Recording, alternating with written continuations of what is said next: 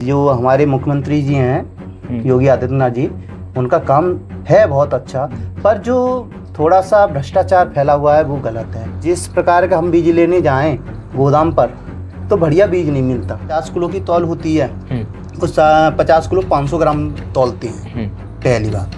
दूसरा वजह यहाँ पे ये है कि जैसे कि 2605 रुपये का रेट हुआ हमारा, उसमें से वो 60 रुपये कुंटल काटते हैं, 80 रुपये कुंटल काटते हैं। सचिव से जिसका ज़्यादा संपर्क है वो गया, उसने बात कर ली, वो अपने उठा लाया कट्टे।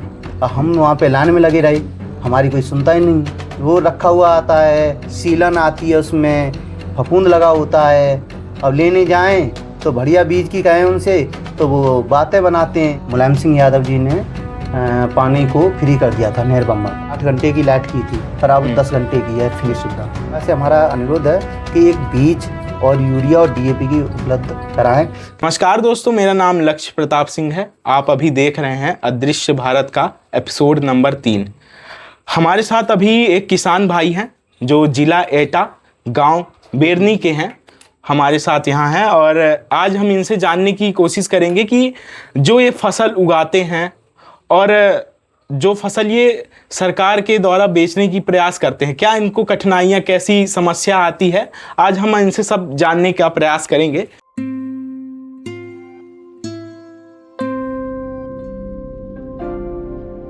सबसे पहले मैं आपका नाम जानना चाहूँगा। मेरा नाम गोपाल भारद्वाज है, गांव बेरनी है, तहसील जलेसरा है, जिला एटा के हैं हम।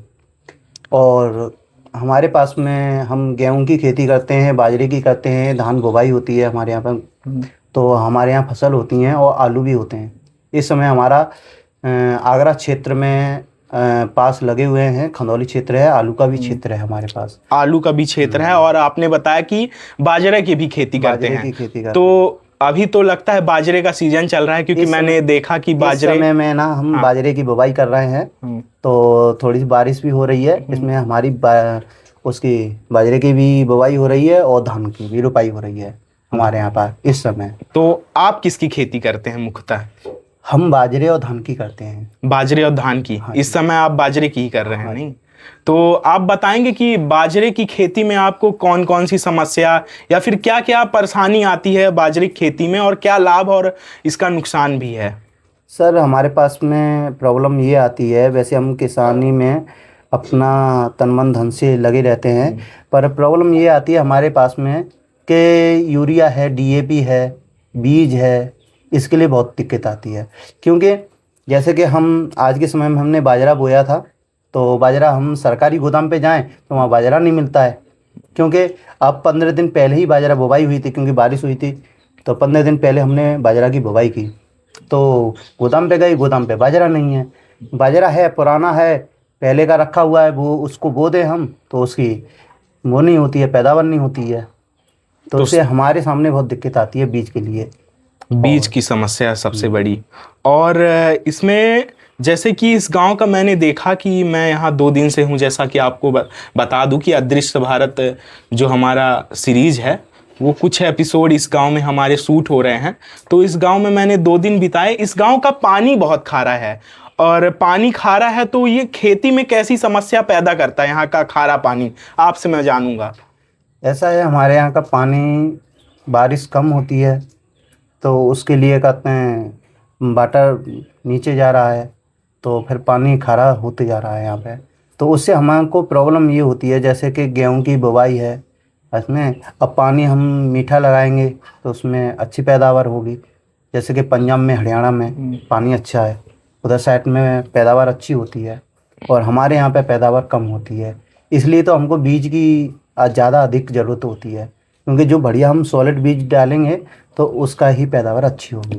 तो पानी के लिए सरकार यहाँ कुछ प्रयास नहीं कर रही है कि जैसे आपके तक जो अच्छा पानी है खेती के लिए, क्योंकि खारे पानी से बहुत सारी समस्या होती है, तो सरकार क्या प्रयास कर रही है आप तक पानी पहुँचाने के लिए? पानी के लिए हमारे पास में सरकार ने सिस्टम बना रखा है कि जो कि हमारा पहले पानी नहर बम्बाओं से चला किया करता था, वो फ्री है।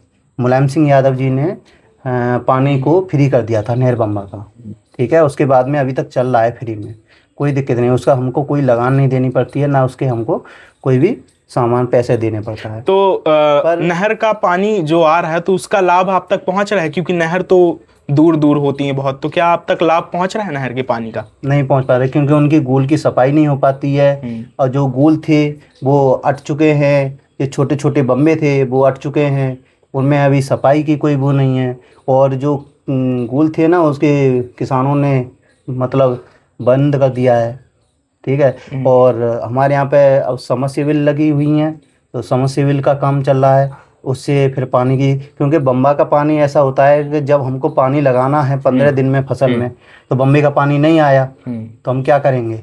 तो इसलिए हमने समरसेबिल का भी उपयोग किया है। हमारे यहाँ समरसेबिल भी हैं, तो उसके लिए हमारा कार्यक्रम चल रहा है।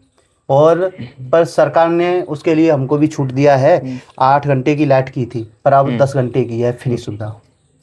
तो सरकार बिल नहीं दिया जाएगा। तो सरकार कहीं ना कहीं काम कर रही है। मेन नहर का ये सीन है कि जो काम सरकार कर रही है, बहुत अच्छा कर रही है। योगी जी के जो हमारे मुख्यमंत्री जी हैं, योगी आदित्यनाथ जी, उनका काम है बहुत अच्छा। पर जो थोड़ा सा भ्रष्टाचार फैला हुआ है वो गलत है। जिस प्रकार की, जैसे कि हमारे यहाँ पे सुविधा की है उन्होंने पानी के लिए, तो पानी हमारे यहाँ 8 घंटे से 10 घंटे की लाइट हो चुकी है, ठीक है। और हमारे जो किसान है ना, उनके लिए फ्री लाइट कर चुके हैं। पर अब हमारे पास में समस्या आती है, हमारे पास में समस्या ये आती है, जिस प्रकार का हम बीज लेने जाएं गोदाम पर, तो बढ़िया बीज नहीं मिलता। अब हम उस बीज को प्राइवेट लें तो आज के वक्त में बाजरा हमको 500 रुपये किलो मिल रहा है, बाजरे का बीज। हाँ जी। और सरकारी गोदाम से लें हम तो 60 से 100 रुपये किलो मिलेगा। तो हमको वो लाभ नहीं मिलता है सरकारी गोदाम वाला। जो सरकारी गोदाम का बाजरा होगा उसकी उपज कम होगी, उपज कम होगी। ऐसा है ना, वो रखा हुआ आता है, सीलन आती है, उसमें फफूंद लगा होता है। अब लेने जाएं तो बढ़िया बीज की कहें उनसे, तो वो बातें बनाते हैं। अब हमारे पास में 5 एकड़ खेत है, तो उसके लिए हम सामान लेने जाएंगे तो फद वगैरह सब लगाते हैं, तो वहाँ पे बीज बढ़िया नहीं मिलता है। सरकार से हमारा अनुरोध है कि एक बीज और यूरिया और डीएपी की उपलब्ध कराएं, क्योंकि बीज भी हम बो दें, उसके बाद में भी जैसे कि हमको यूरिया की बहुत बड़ी दिक्कत आती है। इस समय यूरिया की बहुत किल्लत है। और गांव में हम यहाँ से जाते हैं बाजार में, दुकान के पास में, तो वहाँ देखते हैं कि 800 रुपये का कट्टा है यूरिया का, जबकि 2 से 65 रुपये का कट्टा है। अब सरकारी गोदाम पे जाएं तो सरकारी गोदाम पे है ही नहीं है। 5 एक गाड़ी आई, उसमें 5-5 6-6 दिन लाइन लग रही हैं। इसमें बहुत दिक्कत है। वहाँ पे क्या है कि जिसने सचिव से जिसका ज़्यादा संपर्क है वो गया, उसने बात कर ली, वो अपने उठा लाया कट्टे। और हम वहाँ पे लाइन में लगे रहे, हमारी कोई सुनता ही नहीं है। आपका प्रॉब्लम यही है बस। सरकारी कार्यक्रम बढ़िया है, पर करते हैं जो सचिव वगैरह हैं वो ठीक नहीं है, अपने लोगों को बांटते हैं और सबको छोड़ देते हैं। अब छोटे मोटे किसान हैं, उनको बहुत दिक्कत आती है यूरिया और डीएपी के लिए। अब प्राइवेट दुकानों पे हम जाते हैं जब, तो प्राइवेट दुकानों पे हमारा रेट है सरकारी गोदाम का, यूरिया का 2 से 65 रुपये है और डीएपी का 1350 रुपये। इसमें सब्सिडी भी मिलती है सरकार के द्वारा? नहीं, सब्सिडी ऐसा होता है काट के मिलती है। जैसे 2500 रुपये का कट्टा है तो 1350 रुपये का हम सब्सिडी काट के देते हैं। पर अब हम प्राइवेट दुकानों पे लेने जाएं तो प्राइवेट दुकानों पे क्या होता है, पहली बात तो नकली है और दूसरी बात 1700-1800 रुपये का डीएपी का कट्टा है। अब ये बताइए, हम उस कट्टे को लेकर खेत में बुवाई करें और बुवाई करने के बाद में हम फसल को अच्छी तरह से हम रोप लें, बढ़िया तरीक़ा से करें और निकालने के बाद में अब जब हम अनाज बेचने का टाइम आता है ना हमारे पास में, तो फिर हमारा अनाज का भी सिस्टम ख़राब है।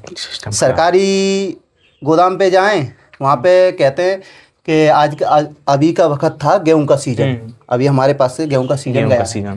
तो हमने गेहूं काटे थे। गेहूं काटने के बाद में हमने सोचा था कि गेहूं बेचना है, क्योंकि हमको उसका जो भुगतान होता है ना, खाद बीज पैसा जो लगाते हैं उसका पैसा भी देना पड़ता है। तो हम केसीसी उठाते हैं तो उसके 6 महीने में पैसे जमा करते हैं, ठीक है, तो ब्याज भी भरनी पड़ती है। तो उसके लिए भी हमको बड़ी दिक्कत आती है। जैसे कि हमने फसल बोई, काट पीट किया, अब हमको बेचना है, तो सरकार, मेन मुद्दा है कि सरकार रखती है कि 2585 रुपये का रेट गेहूं का, ठीक है, और उसमें 20 रुपये कुंटल देती है हमको बोनस नहीं, जैसे कि हम यहाँ से लेके जाएंगे ना गोदाम तक, तो उसका खर्चा देती हाँ, है। खर्चा देती है, हाँ, जैसे कि किराया और लेबर का। तो क्या होता है कि हम वहाँ पे लेके पहुँच गए, तो सचिव जी से हमने कहा कि सर हमारे गेहूँ हैं। उनने गेहूँ देखा, गेहूँ देख के कहते हैं कि अरे ये तो ऐसा है गेहूँ, इसमें वो है। पहली बात 50 किलो की तौल होती है, उस 50 किलो 500 ग्राम तौलते हैं, पहली बात। दूसरा वजह वहाँ पे ये है कि जैसे कि 2605 रुपये का रेट हुआ हमारा, उसमें से वो 60 रुपये कुंटल काटते हैं, 80 रुपये कुंटल काटते हैं। अब हमने नहीं काटने दिया, हम अपना पूरा बजट में बेचेंगे, अपनी फर्द दे रहे हैं, अपना कागज़ दे रहे हैं, बैंक का भी कागज़ दे रहे हैं, हमारे ट्रांसफ़र करो। कोई 2 नंबर का काम तो है नहीं है, 2 नंबर काम बताइए। तो उस पैसों का हम अपने ट्रांसफ़र कराने चाहते हैं, तो वो क्या कहते हैं कि इसमें आपको खर्चा लगेगा, तो 60 से 80 रुपये कुंटल का हमसे खर्चा काटते हैं आपसे। उसमें हमको बहुत बड़ी प्रॉब्लम आती है, क्योंकि जैसे कि हम कितना मेहनत से कमा रहे हैं और वहाँ पे पैसा ना। अब वहाँ पे क्या होता है कि जैसे व्यापारी लोग हैं, गांव में व्यापारी लोग हो जाते हैं 1-2, ठीक है, उनका ट्रैक्टर जाए तो तुरंत खाली होगा, और हमारा ट्रैक्टर जाए तो कम से कम सुबह से शाम हो जाती है, कभी कभी 2-2 दिन, कभी कभी 3-3 दिन हमने ट्रैक्टर को अपने यहाँ पर खड़ा रखा है उनके पास में, उन्हें नंबर नहीं आने दिया। और जो कि व्यापारी का है, तुरंत आता है, तुरंत खलता है, तुरंत जाता है, क्योंकि वो 80 की जगह 100 रुपये कुंटल कटवाते हैं। तो सचिव वहाँ पे 100 रुपये कुंटल जब पैदा हो रही है, तो किसानों को क्यों देखेगा, व्यापारी से सम्मत हो गया। अब ये सरकार को देखना चाहिए कि किसान अपना माल खुद नहीं बेच पा रहा है, उसके पैसे आते हैं हमारे 25 दिन में, हाँ, 15 दिन से 25 दिन या 1 महीने तक पे पैसे आते हैं। कभी कभार हम उनसे बोले ना, तो वो हमको डांट के फटकार देते हैं, तो हम कुछ नहीं बोल पाते हैं। और व्यापारी के चौथे दिन पैसा आता है। व्यापारी से मैंने पूछा, भैया तुम्हारे कब आता है? अरे भैया हमारे तो चौथे दिन पैसा आता है। तो ये बहुत समस्या हैं, सरकार को इन चीज़ों पर फोकस करना पड़ेगा। जैसे कि हमारे अब बाजरे का रेट है, अब हम बाजरा बुवाई किया है, अब हम इसको बाजरे को हम यूरिया अभी मिलना नहीं है, कहीं दुकान पे प्राइवेट पे जाते हैं तो 800 रुपये कट्टा बताता है, 600 रुपये कट्टा बताता है, उसमें भी लगेज देता है कि हुमिक ले जाइए और कोई प्रोडक्ट ले जाइए। ये बताइए हमको जो यूरिया की ज़रूरत है, हम क्यों प्रोडक्ट लें? तो इसके लिए हम वहाँ पे जाते हैं, हमसे एक आधा कार्ड लेता है, हमको 1 कट्टे की ज़रूरत है, वो अपने रजिस्टर पर 6 कट्टे चढ़ाता है। ये बताइए, हम उनसे बोलें तो वो कट्टे नहीं दे रहा है।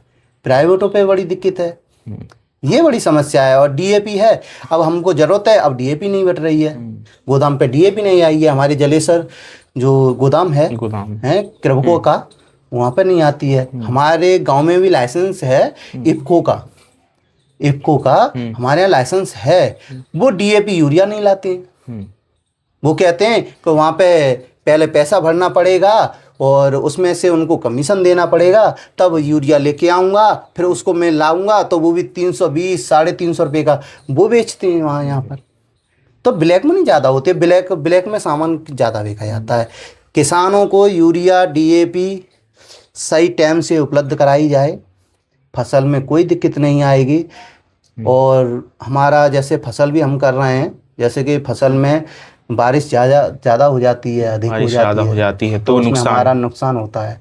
कम हो तो भी नुकसान, कम हो तब भी नुकसान है। इस प्रकार जैसे कि अभी पिछले वर्ष में बारिश अधिक हुई थी, हमारी बाजरे की फसल मारी गई थी, धान बहुत कम हुए थे। तो फसल बीमा जैसी योजनाएं सरकार द्वारा तो चलाई जा रही हैं उत्तर प्रदेश में, तो क्या आप इसका लाभ उठाते हैं सर? सर पहली बात, गांव में ये जानकारी कोई नहीं देता है, और इसके बारे में पूछो तो ठगी कर लेते हैं, 1000-2000 रुपये ले जाते हैं। बीमा योजना का कोई नहीं लाभ देता है। जिस प्रकार के हम जैसे कि आप बैंक में भी जाएं, अब जैसे कि हमको लोन की ज़रूरत पड़ी तो इसका फसल बीमा भी योजना होता है, तो बैंक वाले नहीं बताते हैं। बैंक में गए हम, भैया हमारे केसीसी करानी है, तो बड़ी दिक्कत समस्या आती है। वो कहता है ये लाओ, वो लाओ, फलाना लाओ और इसको गवाह बनाओ, जबकि हमारा खेत है, हम अपना कागज़ दे रहे हैं और ये बताइए तब भी हम दूसरे को गवाह, चलो हम गवाह भी बना दें, गवाह भी बना लेते हैं, तो काम नहीं करके दे रहा है कि अभी तुम्हारी होगी नहीं, 6-6 महीने निकल जाते हैं, फिर उनको क्या होता है, घूस देनी पड़ती है। 1 लाख पर 15,000 15% की घूस खाते हैं वो लोग। 5,000 मुझसे बोला था 50,000 की लोन हो जाएगी, 5,000 आपको कटवाना पड़ेगा। आप ये घटना आपके साथ हो चुकी है, मतलब बैंक द्वारा 1 लाख के लोन में आपसे 15,000 रुपए 15,000 रुपये का बोला था, घूस की डिमांड की गई। नहीं, वो भी किसानी क्रेडिट कार्ड नहीं बनवाया, दूसरा बनाया था। तो बड़ी समस्या आती है। और वहाँ पे हम लोन कराएं, ये बताइए 1 लाख में 15,000 हम कटवा देंगे और उसके प्लस फिर ब्याज भरना पड़ेगा, और फिर हमारी फसल में घाटा हो जाए, हम क्या करेंगे ये बताइए, कैसे फसल करें। लाभ जो किसानों के लिए जो यूपी सरकार कर रही है कि बीमा वाला है, तो इसके लिए मतलब गांव में लोगों तक ये बात पहुंच ही नहीं पा रही है, अवेयरनेस ही नहीं है, प्रशिक्षण केंद्र नहीं लग रहे हैं गांव में जिससे लोगों को बताया जाए, इकट्ठा किया जाए। सामूहिक कार्यक्रम होते हैं जिनके द्वारा लोगों तक जागरूकता जो वो कार्यक्रम है वो पहुंचाया, वो काम इस गांव में नहीं हो रहे हैं। कृषि विभाग से संबंधित कोई कार्यक्रम हमारे गांव में नहीं आता है। वो आए हमारे यहाँ कृषि विभाग से कोई संबंधित, जैसे कि आपका लोन है, ठीक है, किसानों को लोन दिया जाए, समय से लोन भी दिया जाए, तो किसान अपना पैसे का बजट बना के चले, उसे परेशानी ना आए, नगद सामान खरीदे। अब किसान का क्या होता है कि सरकार से भी मिलना नहीं है, सरकार भी खरीद भी नहीं रही है, और उसके बाद में भी पैसे की जरूरत पड़े तो हम कहाँ जाएंगे ये बताइए। तो मेरा एक और प्रश्न है यहाँ कि जैसे कि आप बाजरे की खेती किए, ये बाजरा एक सीजन हुआ, आप इसको बेचे, बाजरे की खेती के पहले ही आप एक लोन ले लिए, और जब दूसरी खेती करने की बारी आई आपने फसल काट ली और उसको बेच दी। 30 दिन बाद आपने जैसा कि बताया 25 या 30 दिन बाद पैसा आपका आता है, तो आपको दूसरी फसल की बुवाई और रोपाई करनी हुई, तो फिर उसका आप कहाँ से बंदोबस्त करते हैं? कुछ नहीं, उसमें पहले उस पैसे को हम जमा करते हैं, जमा करने के बाद में फिर लोन होता है। मतलब एक लोन होने के बावजूद दूसरा लोन उठाया जा रहा है, जाएगा। मतलब यहाँ एक किसान की इतनी दुर्दशा कर दी गई है कि एक लोन होते हुए उसको दूसरी फसल बोनी है तो उसको एक दूसरा लोन उठाना पड़ेगा, और उतनी ही ब्याज में। अब बताइए, पहले हम उस लोन को भरेंगे और भरने के बाद में फिर उठाएंगे। अब उसका मानसिक ब्याज होता है, अभी ब्याज उनका जो 6 महीने का जुड़ता है, और जुड़ने के बाद में फिर उस पे भी पैसा लगता है। कितना ब्याज में आपको पैसा बैंक देती है? 6 से 12%। 7%। अलग अलग बैंकों का अलग हिसाब है, अलग अलग ब्याज है। अब 6 महीने में जैसे हमने बोला कि हमारा पैसा कितना हुआ, इतने रुपए हो गए, जितने रुपए जोड़ दिए उसके बाद में फिर उतने रुपए से फिर स्टार्ट होता है किसानों के लिए। कहाँ है? जॉब पर हूँ। बस अभी ऑफिस पहुँचा हूँ। ऑफिस में? मेरा भी ऑफर लेटर आ गया है और 10 दिन में ज्वाइनिंग है। अरे वाह, फिर तो तुम प्रधानमंत्री विकसित भारत रोजगार योजना से जुड़ो। प्रधानमंत्री विकसित भारत रोजगार योजना करीब 3.5 करोड़ नौजवानों को रोजगार के नए अवसर बनाएगी। भारत सरकार की इस योजना से पहली जॉब पाने वाले एम्प्लॉइज को उनकी सैलरी के साथ 15,000 तक का इंसेंटिव 2 किश्तों में मिलेगा। मतलब नौकरी, सिक्योर फ्यूचर और बचत तीनों एक साथ। योजना की अधिक जानकारी के लिए pmvbry.labor.gov.in पर विजिट करें। और लोन लेने के बाद में फसल मारी गई, फसल बेकार हो गई। जैसे कि अब आपको मैं बताता हूँ, जैसे कि हमने आलू बोया था इस बार, तो उसमें खर्चा आता है आपका 1 से 1.5 लाख रुपए एकड़ का। हाँ जी, आलू बोवाई में, क्योंकि बीज भी है, DAP है, यूरिया है, और भी सामान उसमें लगता है, तो उसमें 1 से 1.5 लाख रुपए एकड़ का फर्क आता है। अब उसमें हमने आलू किए, आलू करने के बाद में हम लेबर को पैसा देते हुए हमारा आलू का पैसा वहाँ पे जाता है, आलू जाता है कोल्ड में। अब कोल्ड में रहेगा 6 महीने। अब आज की पोजीशन ये है आलू की कि कोई मतलब व्यापारी या कोई पूछ नहीं रहा। किसान का आलू कोल्ड में रखा है, अभी तक बिकने का कोई नाम नहीं है। अब ये बताइए, हमारा जो पैसा है वो हमने लोन लिया, कैसे भी खेतों पे किया। अब वो पैसा हमने लोन लगाकर वो आलू लेके हमने कोल्ड में रख दीजिए, और उसमें से हम पे एक पैसा हमारा आलू बिक ही ना रहा, तो वो पैसे कहाँ से आएंगे? उससे फिर हम कैसे लोन भरेंगे? और लोन भरने के बाद में भी अभी लोन हम कराएं तो उसकी ब्याज भरेंगे, फिर उस पैसे को तो ये बताइए अगली फसल के लिए हम कहाँ से लाएंगे जब हमारा आलू बिकेगा ही नहीं। और छोटा किसान करना चाहे तो उसके लिए ये असंभव है, क्योंकि नहीं, 1.5 लाख रुपए उसके 1.5 लाख रुपए वो वैसे लगाएगा, मेहनत मजदूरी करेगा और फिर कोल्ड में रखा रहेगा, क्या होगा? खत्म है वो तो यानी छोटा किसान मतलब जो छोटे किसान 2-3 एकड़ में करना चाहे उसके लिए तो ये खेती ही नहीं। अब हम बड़े किसान के लिए बताते हैं तो बड़े किसान आलू करते हैं, आलू करते हैं वो। अब उनके लिए क्या है कि डीएपी नहीं मिलती है। अब 1350 रुपये का कट्टा, 1800 रुपये को 2000 रुपये का आपको कट्टा मिलेगा, कैसे काम चलेगा बताइए? खर्चा कैसे आएगा? जो यूरिया का कट्टा 265 रुपये है सरकारी गोदाम का रेट, आपको 800 रुपये मिलेगा, कैसे लगेगा ये बताइए? अब सरकार इन चीज़ों का हमको लाभ दे तो हमको फसल बेचने में कोई दिक्कत नहीं है, कोई प्रॉब्लम नहीं है। बैंक का पैसा पूरा, किसान कभी पैसे को नहीं मारता है। किसान के सामने परिस्थिति इतनी आ जाती हैं, जैसे कि पशु रखे, पशु खत्म हो जाए 1-2 साल में, घाटा गया। 60 से 80 हज़ार 1 लाख रुपए की भैंस आ रही है, बताइए आप हैं? भैंस को बीमारी हुई, ख़त्म हो गई। डॉक्टर हैं, डॉक्टर वहाँ से बुला के लेके आओ तो वो आते नहीं हैं। वो कहते हैं कि हमारी डॉक्टर जो गांव के चिकित्सक हैं, अब उनको हम बुलाने जाएं कि भाई हमारी भैंस बीमार है, तो वे कहते हैं यहाँ पे ले आओ। ठीक है, अब भैंस की प्रॉब्लम है, ये बताइए भैंस कैसे चली जाएगी वहाँ पे? अब उन डॉक्टरों को हम यहाँ बुलाएं तो प्राइवेट इलाज करते हैं, 500 रुपये 1000 रुपये लेते हैं सरकारी होने के बावजूद। हाँ, सरकारी के बावजूद में।